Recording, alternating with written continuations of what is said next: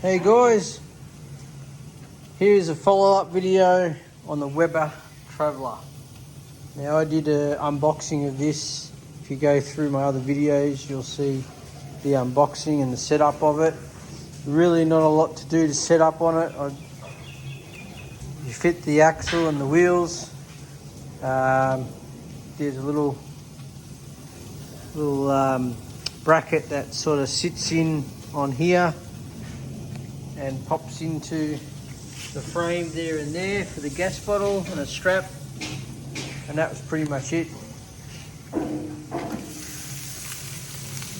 And I'm just here today just to give you my thoughts, because we've used it a fair bit now over the summer. At first I wasn't exactly pleased with it, I will be honest, because I was getting very uneven cooking. Pretty much the same problem you have with every other barbecue, is that you don't get any uniformity out of it. It's all uneven. But I found I was doing something wrong, and I'll just finish turning these around, and then I'll tell you exactly what that was.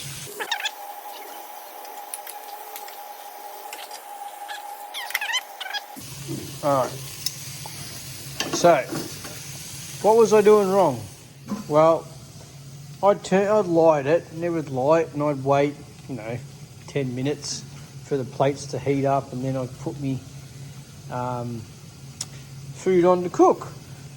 And I just find you had the one hot spot where the rod directly under the burners, and the rest of it wasn't really getting hot, so you wasn't cooking over the entire plate area.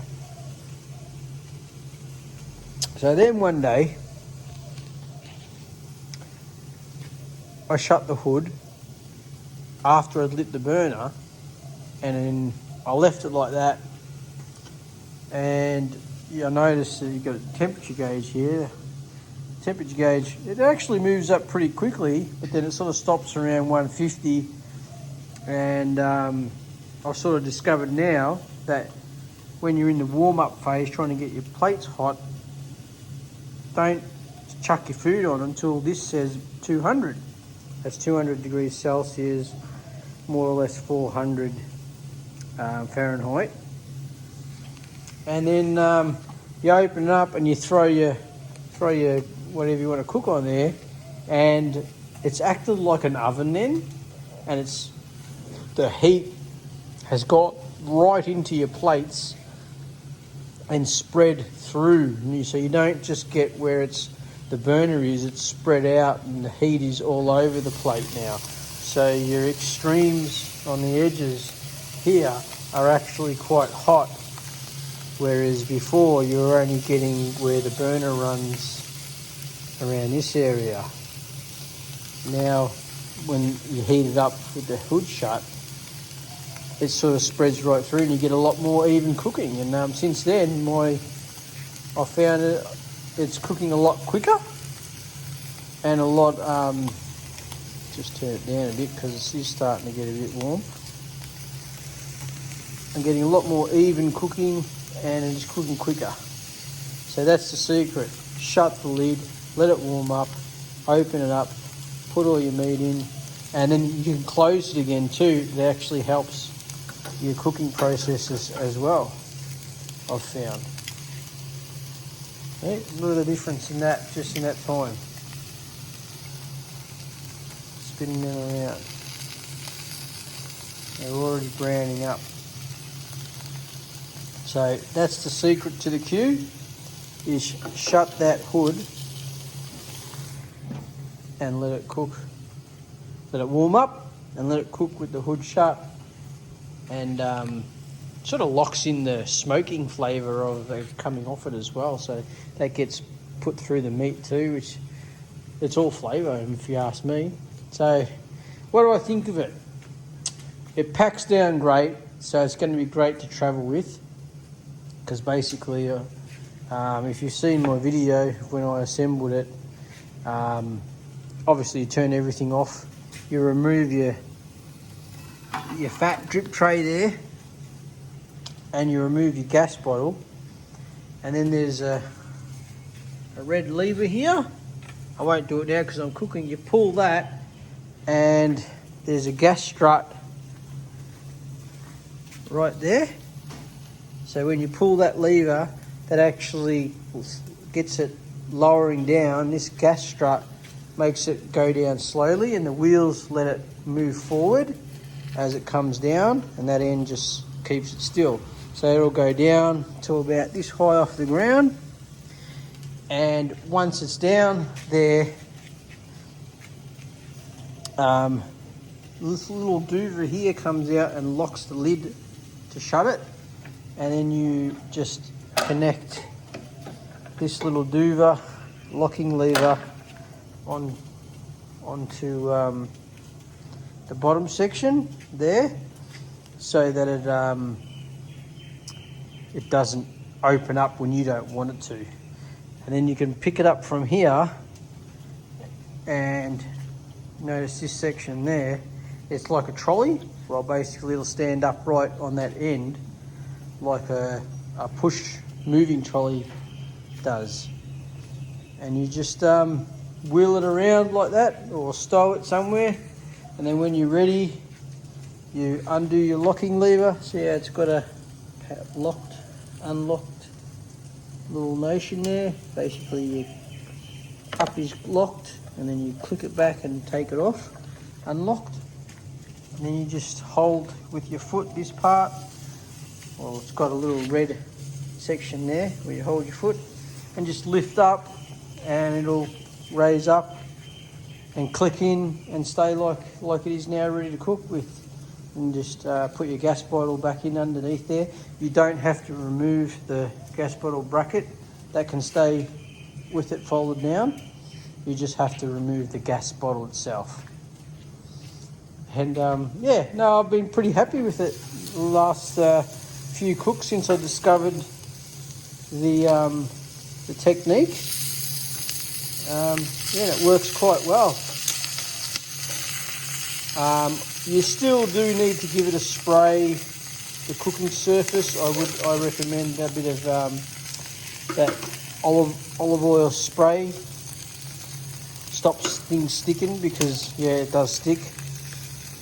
And you seem to get that with every barbecue these days. Though it is less the more I've used it, if that makes sense. It seems like at this time I didn't put any on, and I'm getting a little bit of sticking, but not much. Initially the whole, like every sausage was sticking to the plate, and it was actually tearing the skin sometimes, but seems to be working a lot better now. Breaking it in, I suppose, but yeah, it doesn't hurt. Give it a bit of spray before you light the barbecue, because that stuff is flammable and it will flare up, especially over the open section. So give it a spray with some that spray olive oil, and then light it up, and yeah, you'll be glad you did it that way. So I'm quite impressed. Build quality, you can't knock it. It's built solid. It's quality fittings. Everything's chromed or stainless steel, and so it's not going to rust on you. Aluminium framing as well, or plastic. So, and look, solid plastic wheels. They're not hollow, so they're not going to get a hole and then crack open. Yeah, very good build quality. It lights pretty much first time every time. Not complicated to use.